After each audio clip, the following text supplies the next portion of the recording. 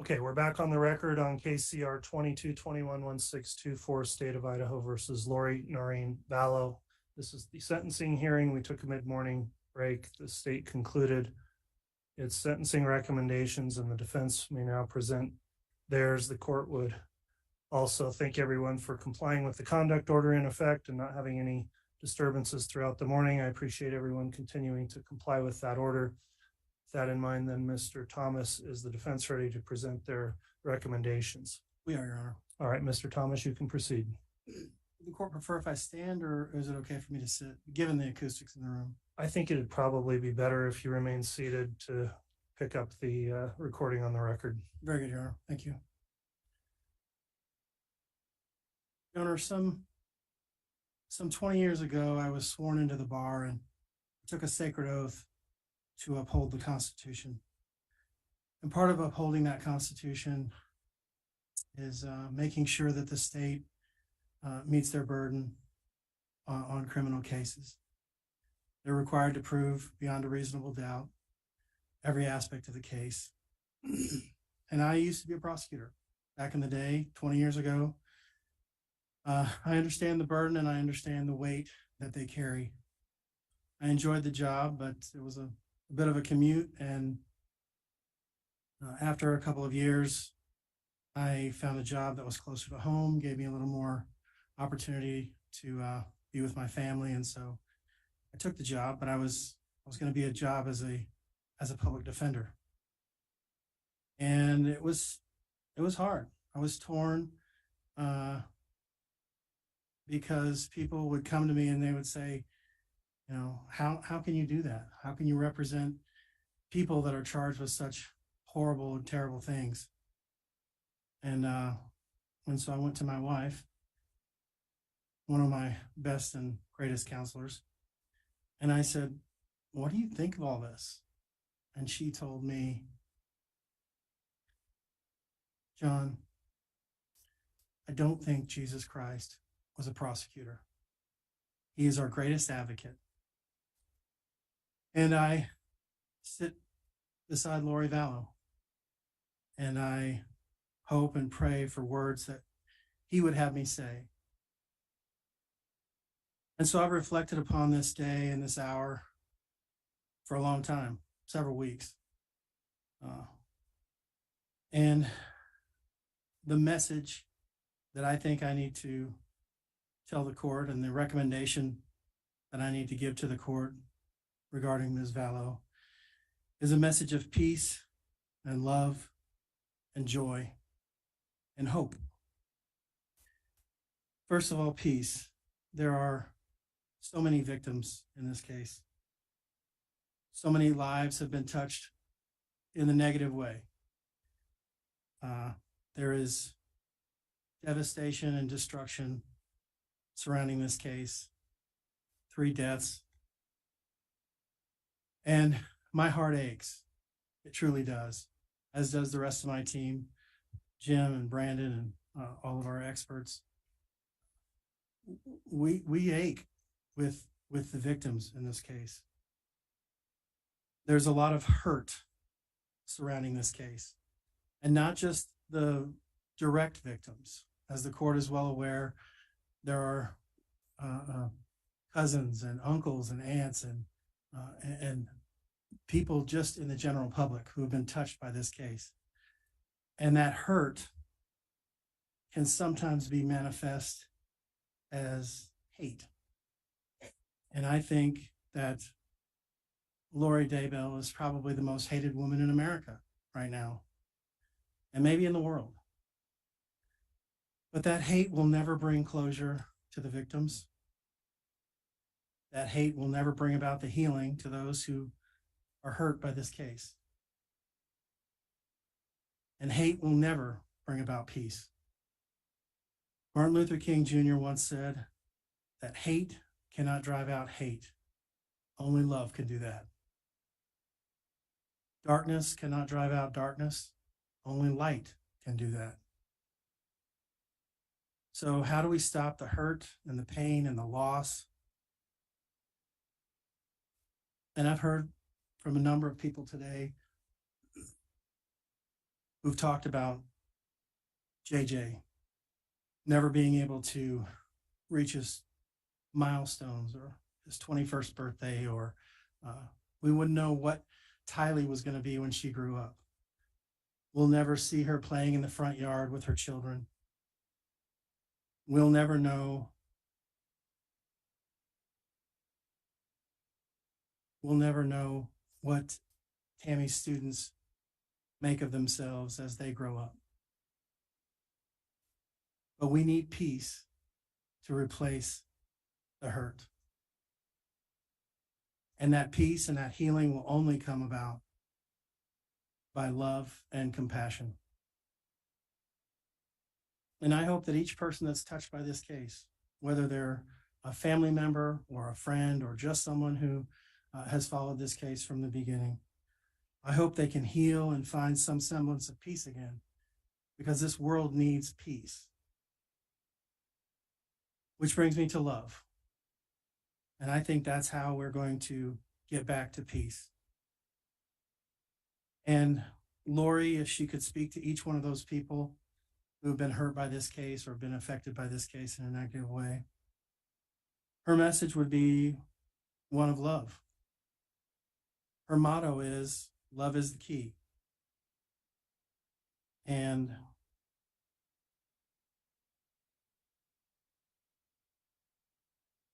Lori's a very misunderstood person. People that know her, and I mean really know her, get the chance to know her the way that I did, the way that her family knows her, they would know that she is about love. Now, Lori and I didn't always get along. Our team has had tension and frustration and a lot of misunderstanding.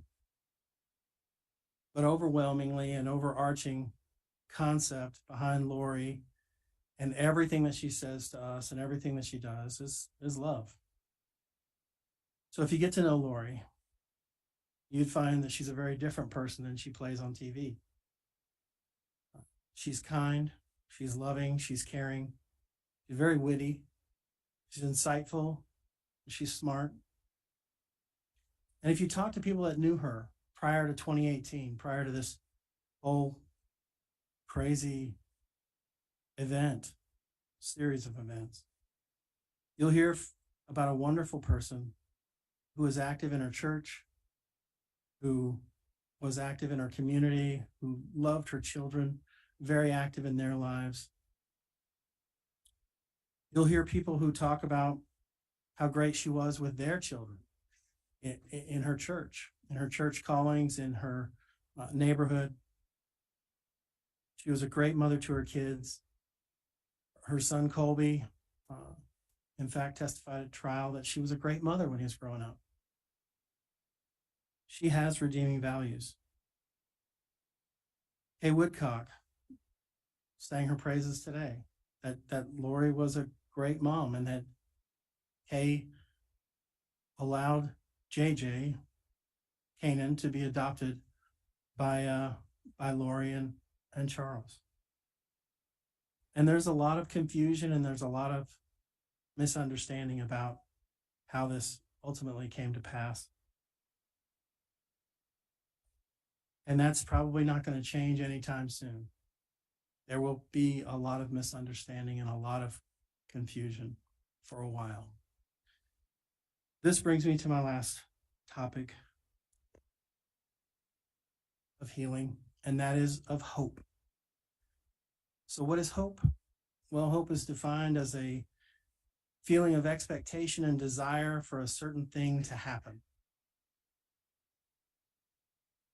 So what do we want to happen in this case?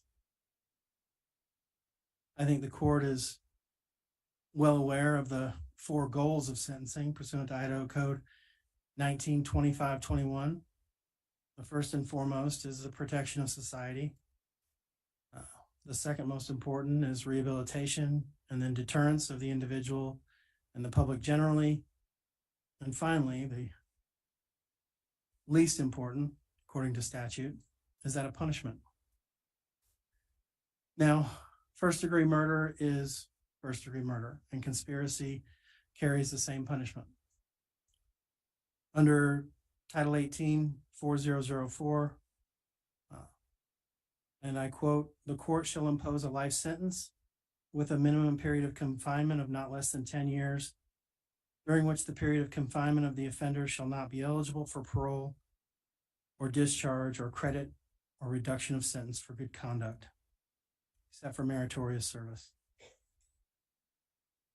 So those are the two guiding principles that we have to look at. And I know the court's well aware of this. This isn't necessarily for the court's edification. But I think we have to think about how are we going to heal the hurt and the pain and the devastation of this case with hope. How do we reconcile the four goals of sentencing in Idaho Code 1925-21 and the requirements of punishment in 18-4004 with hope? Well, we, and collectively, I'm talking about the court, the prosecution, and the defense collectively, have saved the life of the defendant. I don't think the court, nor the prosecution, or the defense team should take credit or blame for the death penalty being taken off the table as a possible punishment. In my opinion, it was a collective effort, an effort that led to the court's decision. It was a necessary outcome to a series of events that no one person can be credited or blamed.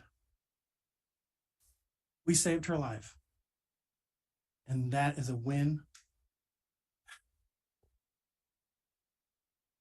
That's a win for all humanity.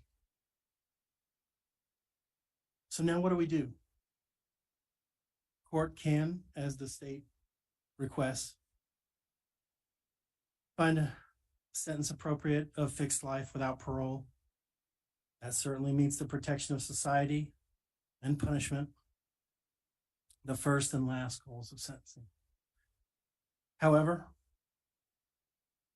if the court so chooses, the court can also give the defendant a fixed term of years to serve in prison, followed by an indeterminate term of life. And after great deliberation and thought, we would ask the court to sentence Ms. Vallow Daybell to a 20-year fixed term with an indeterminate term of life. We believe that that meets all the goals of sentencing with an added bonus of hope. So why would we give the defendant any hope at all? Are we rewarding her? I don't think so. It's not about her. Giving her hope, it's for us. It's for everyone in this courtroom. It's for everyone watching on the internet. It's for everyone who's going to watch this on television. It's for everyone who lives and breathes outside the walls of prison.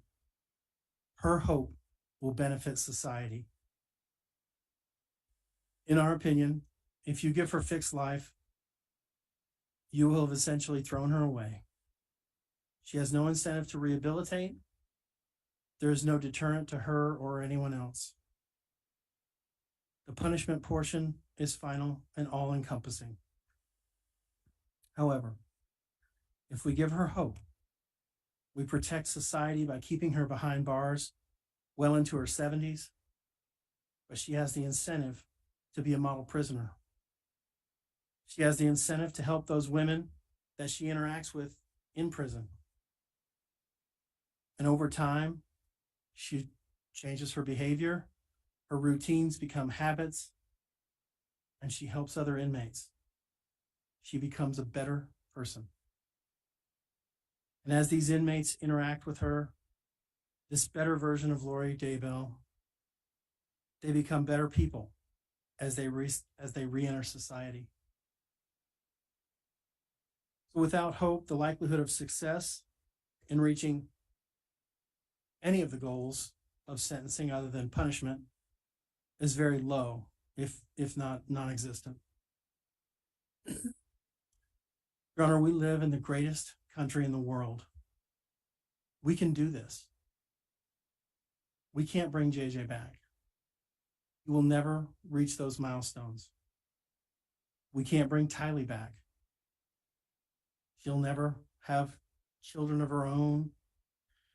And we can't bring Tammy back. She'll never visit with her grandkids or teach a young student in the library or in her computer class. But we can try to bring others up who go to prison to a higher level than they are when they went in. And I think that's important. And I think that's a testament to JJ and to Tylee and to Tammy. I think that gives them something to carry on in the future. Forgetting about Vallow Daybell is not the way that we're going to heal. Remembering JJ, remembering Tylee, remembering Tammy, and allowing Vallow to be the best person that she can be in a prison setting, to help other people in that prison setting. That's how we're going to get the benefit out of Vallow. The benefit to society of giving Vallow Daybell hope far outweighs any detriment. And what do we have to lose by giving a woman in her 70s an opportunity to go before a parole board and to ask for release? There's not even any guarantee that she will be released in her 70s. But that hope is what's going to drive progress in this case. So in summation, we need to heal in order to have peace. Peace comes through love. Love is manifested in this case through hope. We ask the court to show mercy and look to the future. We ask the court for a 20-year fixed term plus life indeterminate, concurrent for all 5 counts of murder and conspiracy to commit murder. We would ask the court to give Vallow Daybell a 14-year concurrent sentence for the grand theft to run concurrent with each one of the other charges. We can do this, Judge. We can move forward towards peace again and heal, which is what we really need to do. Thank you, Your Honor. All right, thank you for the recommendations, Mr. Thomas.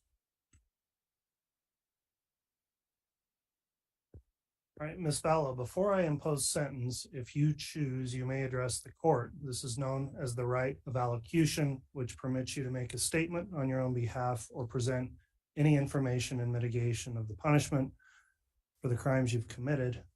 And let me inquire at this time, do you wish to address this court? All right, very well, you may make your statement.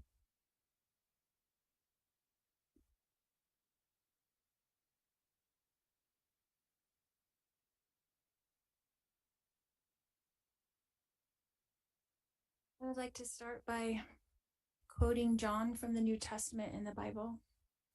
In John chapter 8, verse 7, Jesus says, "He that is without sin among you, let him first cast a stone at her." Then in verse 15, Jesus says, "Ye judge after the flesh, I judge no man. And yet if I judge, my judgment is true." Jesus knows me, and Jesus understands me. I mourn with all of you who mourn my children and Tammy. Jesus Christ knows the truth of what happened here. Jesus Christ knows that no one was murdered in this case. Accidental deaths happen. Suicides happen. Fatal side effects from medications happen. I have a different perspective in life because in 2002, when I was pregnant with Tylee, I died in the hospital. while in labor with her. They tried to stop my labor. They put me on the table and they put something in my IV, and I felt my spirit falling to the floor. I was standing near my pregnant body, watching the doctors try to revive me, which took them a few minutes. In that time, my sister Stacy was standing to my left. I turned to hug her and was surprised that her spirit was as tangible as a physical body, because I knew I was in spirit and she was in spirit. She said she needed to show me some things, and we went to heaven. I later returned to my body. Because of this experience, I have access to heaven and the spirit world. Since then, I have had many communications from people now living in heaven, including my children, Tylee Ashlyn and Joshua Jackson, my sisters, Stacy and Lolly, my aunts and my uncles, and my grandparents. I have had many communications with Jesus Christ, the Savior of this world, and our heavenly parents. I have had many angelic visitors have come and communicated with me and even manifested themselves to me. Because of these communications, I know for a fact that my children are happy and busy in the spirit world. Because of my communications with my friend Tammy Daybell, I know that she is also very happy and extremely busy. I have always mourned the loss of my loved ones, and I have lost many in this mortal world. However, I know them more than most people. I know where they are now and what they're doing. I know how wonderful heaven is, and I'm homesick for it every single day. I know we all lived in heaven before we were born on earth, and we were all adult spirits in the heavenly realm. We chose to come to earth as mortals. Heaven is more wonderful than you can possibly imagine. I do not fear death, but I look forward to it. I did not want to return to my body when I was out of it. Even though my son Colby, who I adored more than anything, was only 6 years old at the time, and I was about to give birth to this new baby girl that I wanted so badly. I was a young mother, and you would think I wouldn't want to leave my children, but as I stood in heaven, I did not want to go back. I thought they would be fine without me, because I was peaceful and I was happy and I was home. But then I was told by Jesus that I needed to go back and complete things that I had covenanted or promised to do before I was born. This caused me a lot of distress because I knew heaven was my real home, and I only wanted to be there. I was free from pain, emotional and physical. But then I was shown how I would help my children and others in the future. So ultimately, I did agree to go back to my body.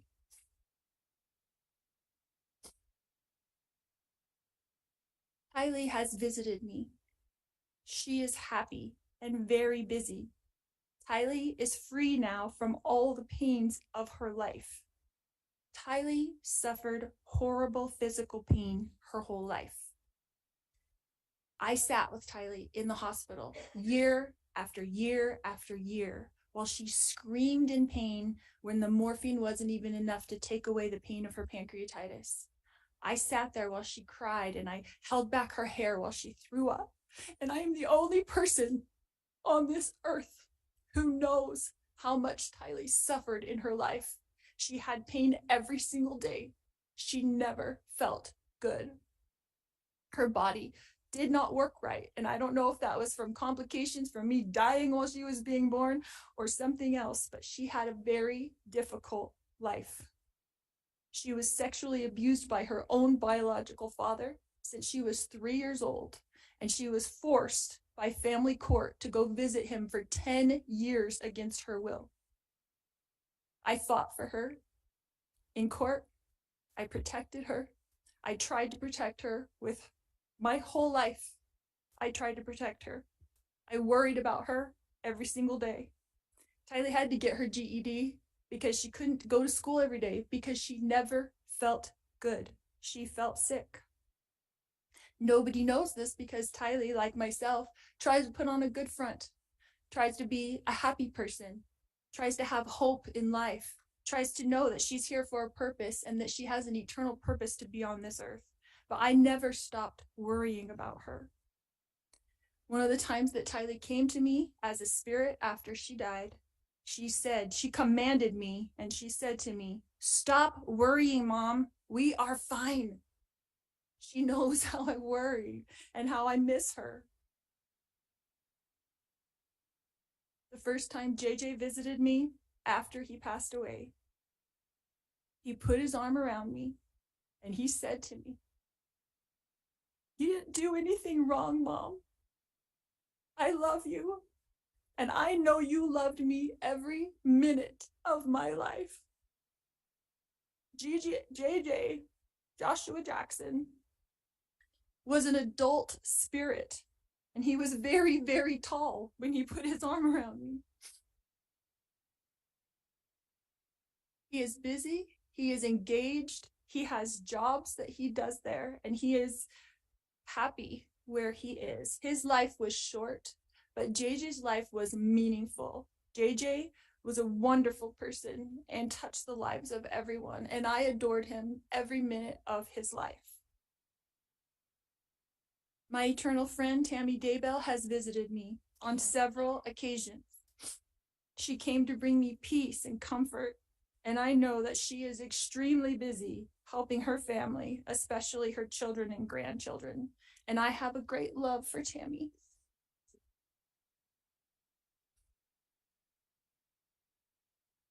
My beautiful children, Tylee Ashlyn and Joshua Jackson, rest safely this day in the arms of Jesus.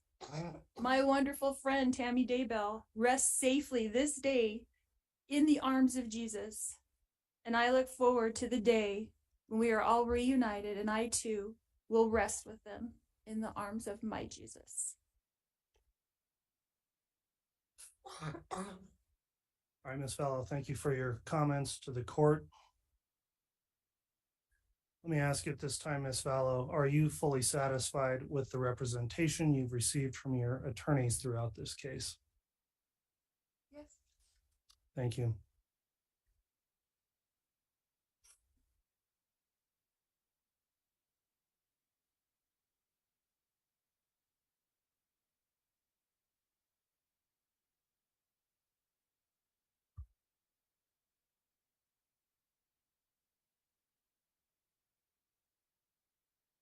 All right, the court will conclude then with my own review of the matter and then pronounce sentence.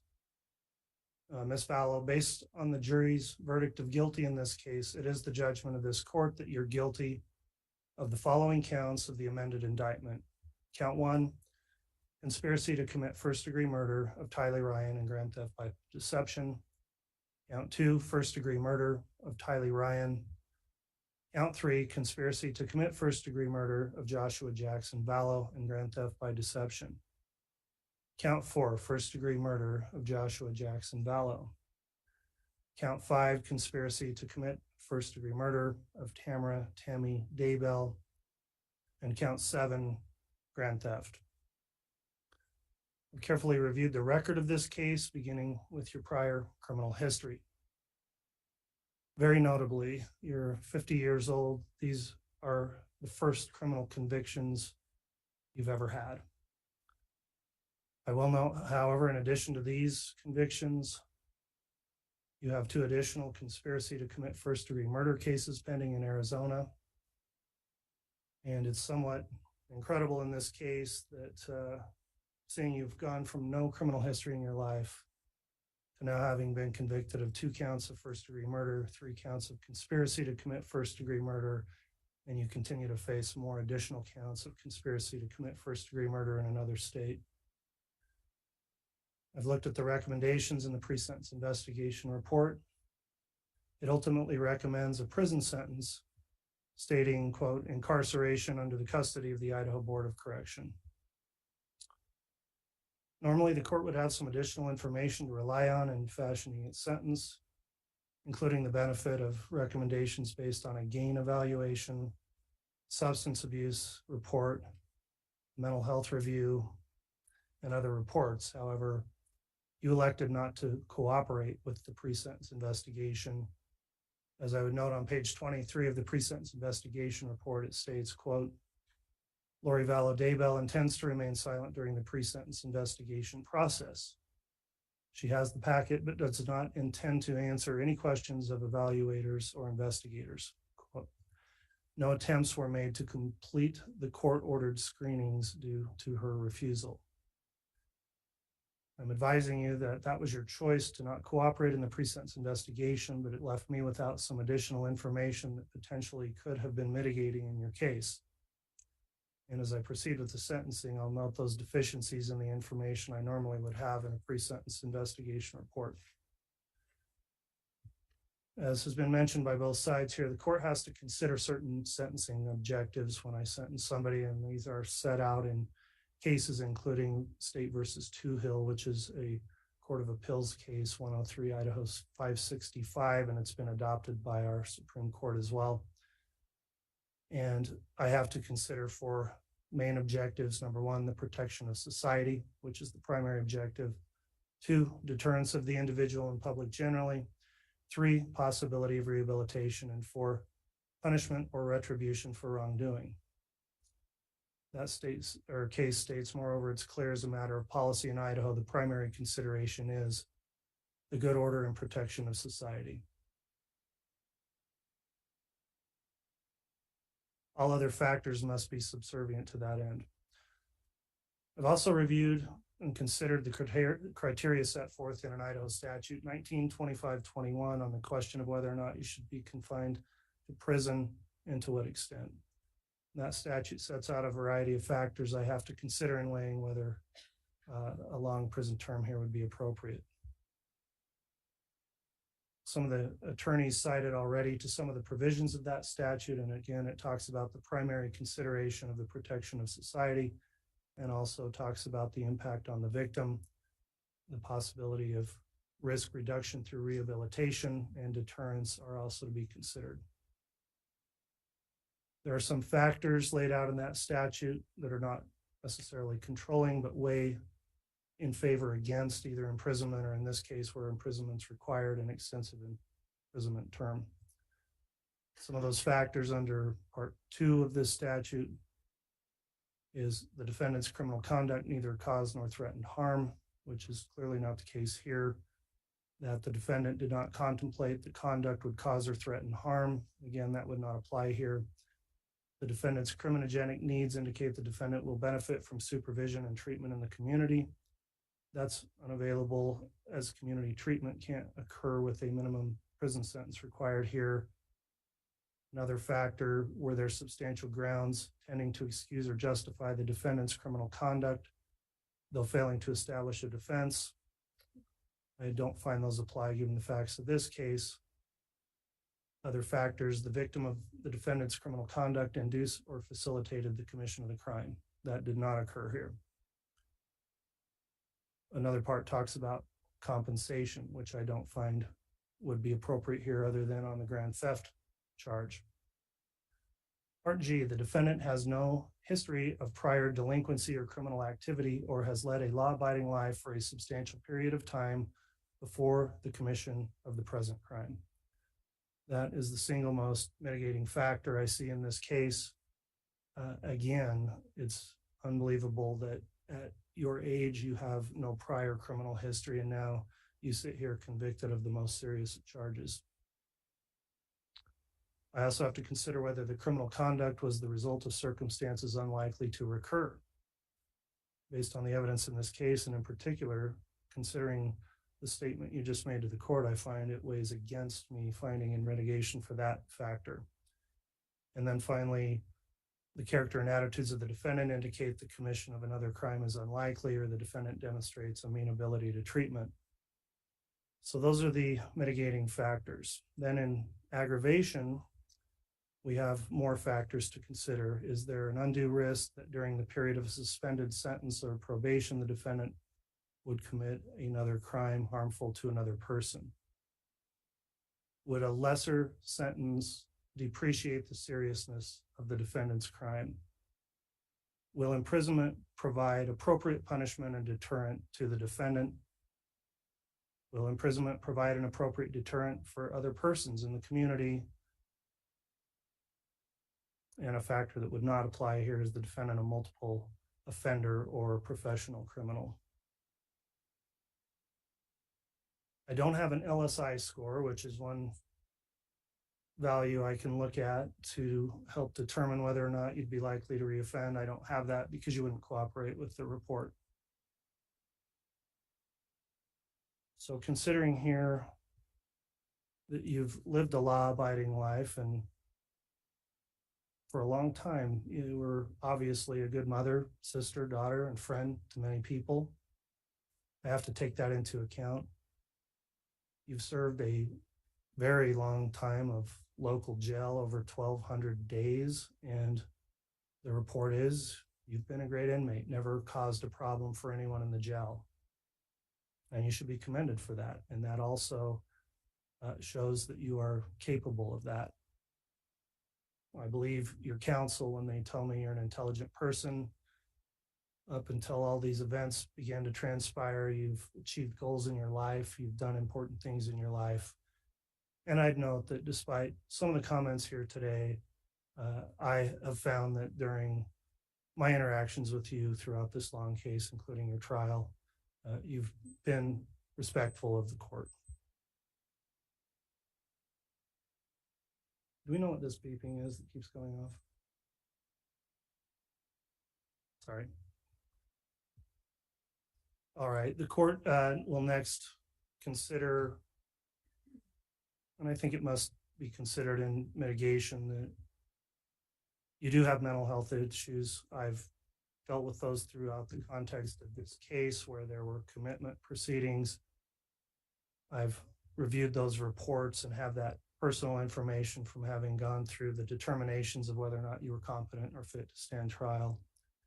The most current diagnosis the court has is from Dr. Watson from February of this year, states you suffer from, and I'll quote, delusional disorder, mixed type with bizarre content and hyper-religiosity, continuous and unspecified personality disorder with histrionic and narcissistic features. So obviously a very complex diagnosis that's been made here. Whether or not that can or how it would be treated, I think by all accounts is unknown at this time. I've reviewed your personal history, including statements from your own immediate family members, and it's clear that something radically changed in you that led you to where you are today. In a statement made in the pre-sentence investigation report, your mother stated it perhaps best and said that you are not now, quote, the person she knew. The record in this case, including all the evidence I observed during the jury trial, indicates that if it wasn't already occurring, that this relationship with the co-defendant seemed to be a catalyst for the change. At this point, I'll note that I will not be making comments on any other co-defendants in this case, as your co-defendant is currently presumed innocent and awaiting trial. In sum, there are significant mitigating factors the court has to consider here when I consider you and your life as a whole, and that does make the case difficult. Typically, when I see somebody to be sentenced and they don't have a prior criminal history, they're given opportunities to first prove themselves on probation or avoid a lengthy term of incarceration. However, of course, some crimes are so serious that even with mitigation, there is no other reasonable option except for a prison term and a long prison term. And sadly, you've been convicted of and have committed the most serious crimes possible, and those crimes also require an equally serious punishment. So this is the part where I will consider what I think are the factors in aggravation. I went through those factors in the statute that I look at, and as I'll explain, I find that 5 of those factors weigh against you and in favor of a lengthy period of imprisonment. First, the case itself. I'll discuss that. There was a lot of pretrial litigation in the case. you decided to take your case to a jury trial. I will state and emphasize that I firmly believe it's the right of every person in our country to exercise their right to a jury trial, and they're afforded the full due process of the law. It's been somewhat disheartening to me to realize that there are many people who think that they can predetermine a case and somebody shouldn't be afforded their full rights of due process before they are convicted of a crime. Well, I didn't make all of the rules that govern criminal cases, but I took an oath to uphold the rules that are there, and I make every effort to ensure that people's due process is protected, because that's an important duty of mine. Everyone has a right to be presumed innocent, and everyone in a criminal case does have a right to a jury trial. Sometimes I feel like maybe too many cases settle, and there should be more trials because it's a right people are entitled to exercise. You exercise that right, and I in no way hold it against you that you decided to have your case determined by a jury. That's your right, and it does not impact or influence my decision in sentencing. Before trial, I did not delve into all of the evidence or facts of this case and only address those when necessary to make rulings on motions, because I wanted to keep objective through the proceedings and remain impartial. You were afforded all of your due process in this case, and ultimately, after presentation of the evidence, a jury did find you guilty on all counts. I bring that up now because when there is a trial, I learn and see all of the facts along with the jurors. And that's a different scenario than when someone enters a plea and I'm only allowing argument in a sentencing and not sitting through the evidence as I did here. Having considered all of the evidence that I saw at trial along with the jurors, it's been a difficult task for me to narrow down and articulate all of the aggravating factors, because really there are so many here. Murder is the most serious offense. And the most unimaginable type of murder is have a mother murdering her own children, and that's exactly what you did. You were involved in and guilty of conspiring to murder another group of children's mother, Tammy Daybell, who had children of her own. And despite the jury convicting you with overwhelming evidence, you still sit here before the court today and said you didn't do it.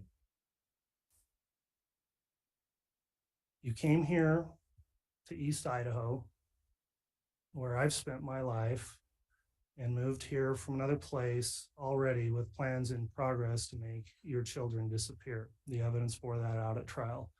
You removed your children from their home in Arizona, alienated them from friends and family, got rid of JJ's service dog. You moved to Rexford, a community where you could find 1,000 random families to take your children, and you brought them here to murder them. You had so many other options. You could have gotten divorced. You could have found someone to take care of those kids.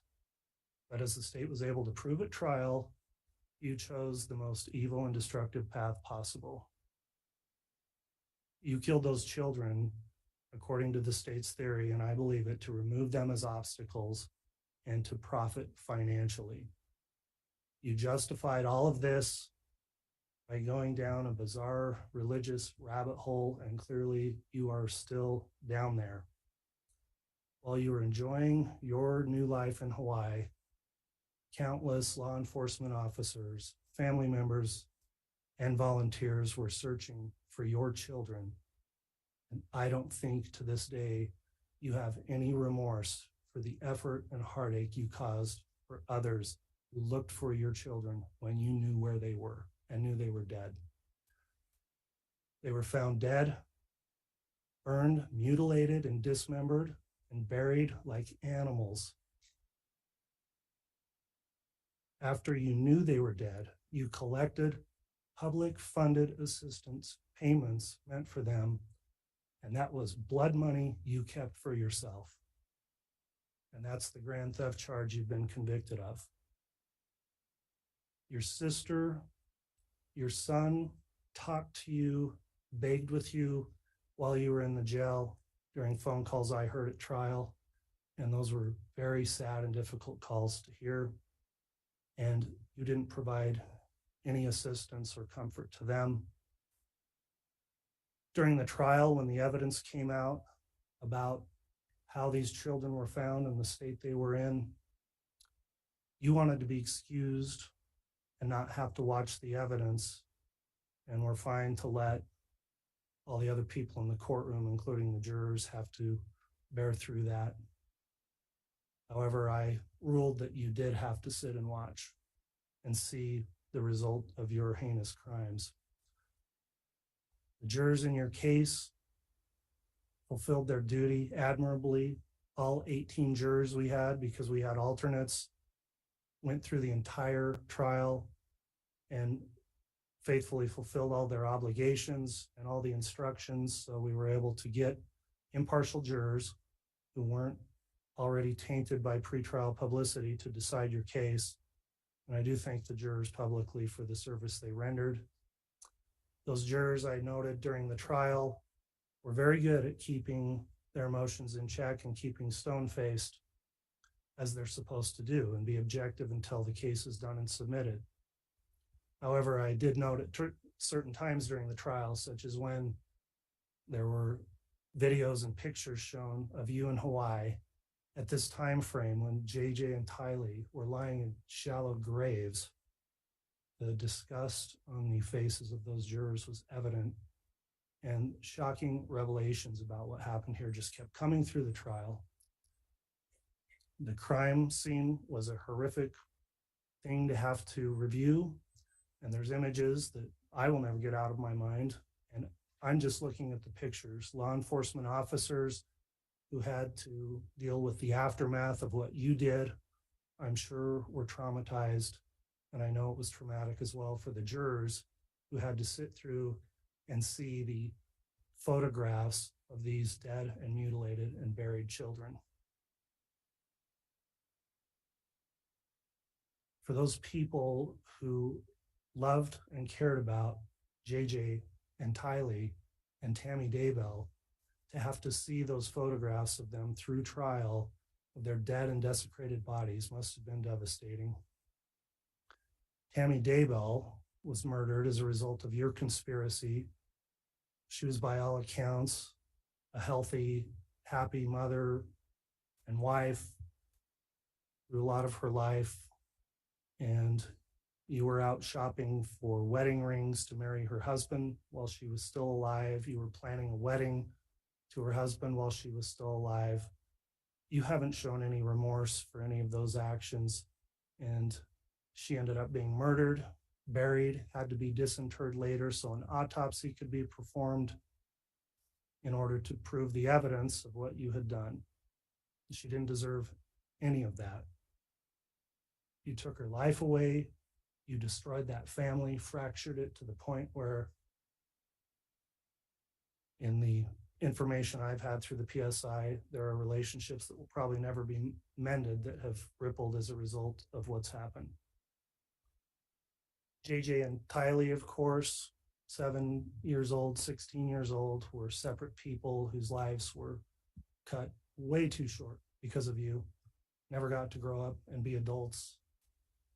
The family and friends who have provided their impact statements, of course, have stated it better than I could about who they were, and it is a loss for everyone that you took them away from this world. And it is the most shocking thing, really, I can imagine, is that a mother killed her own children, and you simply have no remorse for it. Even sitting here today, there's no remorse for what you did. After all of this evidence through trial, you haven't shown any remorse. You haven't said you're sorry. You haven't done anything to seek leniency from this court. There's been a lot of people during trial and here who explained the devastation you're responsible for, and you've forever altered the lives, not in a good way, for many, many people, destroying family relationships, taking people away that were loved, cared for, and needed. You may not believe to this day that you've done anything wrong, and you still may think you're justified by your religious beliefs for what happened here. I'm not here to judge that, but I don't believe that any God in any religion would want to have this happen, what happened here.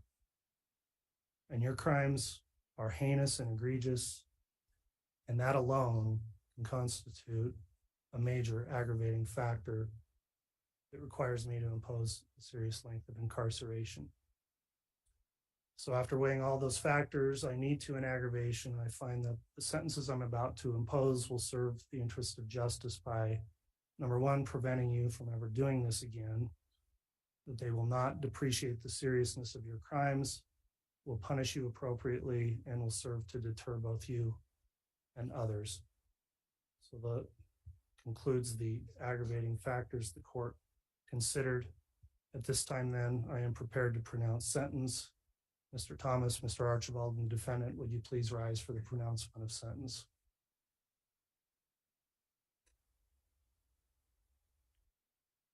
Based on all the relevant circumstances, including the evidence and recommendations presented in court today, it's the judgment of this court. Ms. Vallow, you'll be sentenced as follows.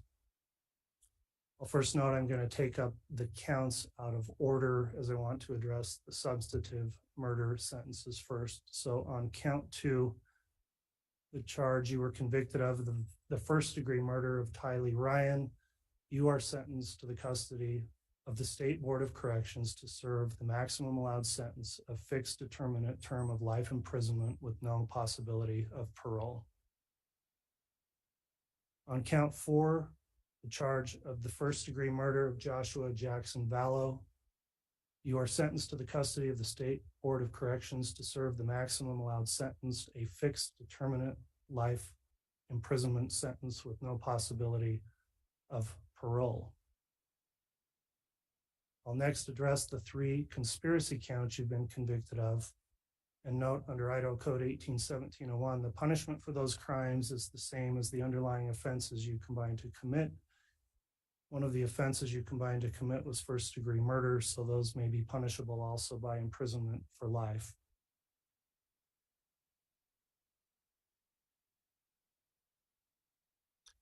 When I look at what the appropriate sentences should be for the conspiracy charges, at first I wondered if they should be as long of a term or serious as the substantive murder charges. However, what I've concluded is that these conspiracy convictions merit the same grave punishment for several reasons. First, the conspiracies in which you engaged in have had far-reaching impacts on many people besides the deceased victims.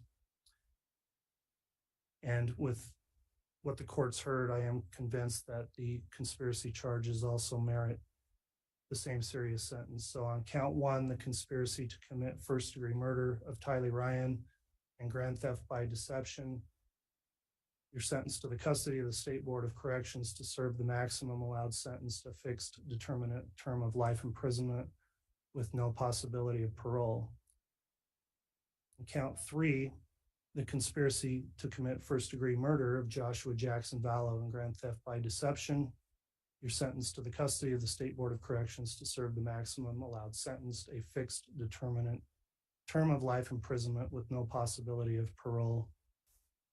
And on count 5, the conspiracy to commit the first-degree murder of Tammy Daybell, you're sentenced to the custody of the State Board of Corrections to serve the maximum allowed sentence, a fixed determinate term of life imprisonment with no possibility of parole. Finally, the court will address count 7, which is the charge of grand theft.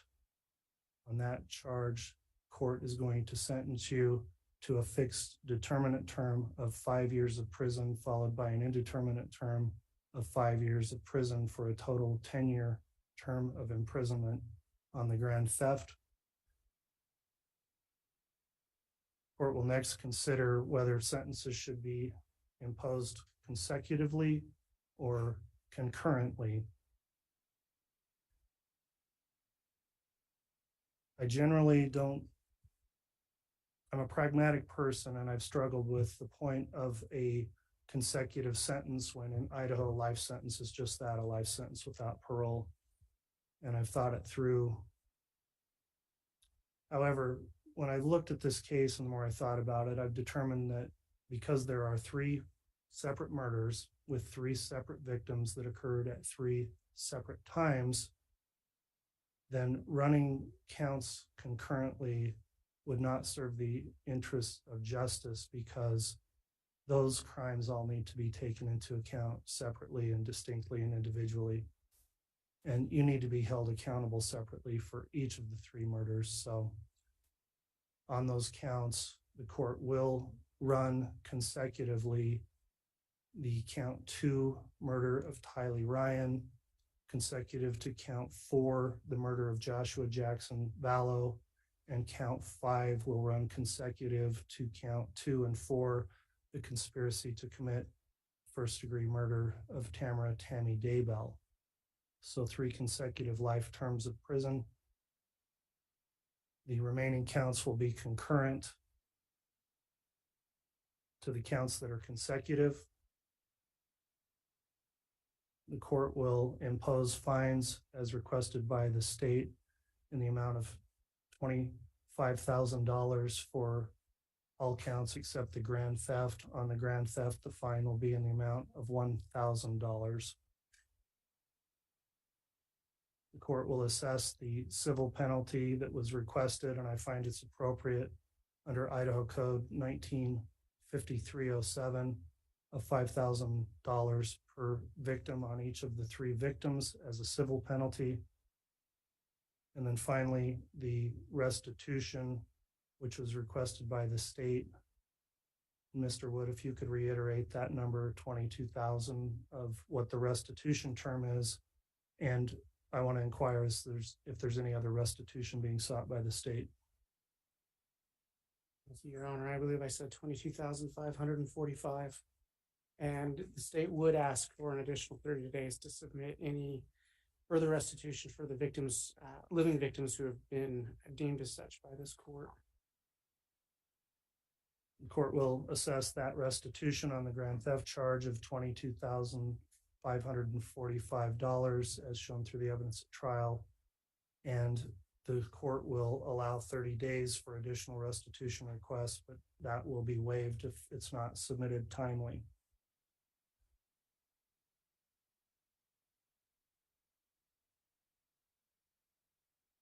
That'll conclude the court's sentencing on the charges. Mr. Thomas, do you have any questions on the sentence? No, Your Honor, thank you. All right, Mr. Wood, do you have any questions? No, thank you. All right, counsel, before we conclude, and Ms. Vallow, importantly, I need to advise you of the rights you have now. You do have the right to appeal to the Idaho Supreme Court from this judgment of conviction, and you have a right to be represented by an attorney if you appeal. You're also advised if you can't afford an attorney, an attorney will be appointed for you at public expense, and you only have 42 days to file an appeal. You also have the right to seek relief from my judgment under Idaho Criminal Rule 35. You have 120 days to file that motion if you believe a correction or reduction of this sentence is appropriate because it was either illegal or too harsh. And finally, you may also have rights to seek relief under the Idaho Uniform Post-Conviction Relief Act. Those actions have to be filed within 1 year from the day your right to appeal expires. Do you understand those appellate rights? All right, she acknowledged yes. The defendant will be required to submit DNA samples upon remand to the Idaho Department of Corrections. I'll ask the attorneys to please turn in any copies of the pre-sentence investigation reports or addenda, so those can be kept in confidence and additional copies will be destroyed. And Ms. Vallow Daybell, you are hereby remanded to the custody of the Sheriff of Fremont County to be delivered to the proper authorities of the Idaho Department of Corrections for execution of this sentence. Thank you, ladies and gentlemen. That'll conclude our sentencing hearing.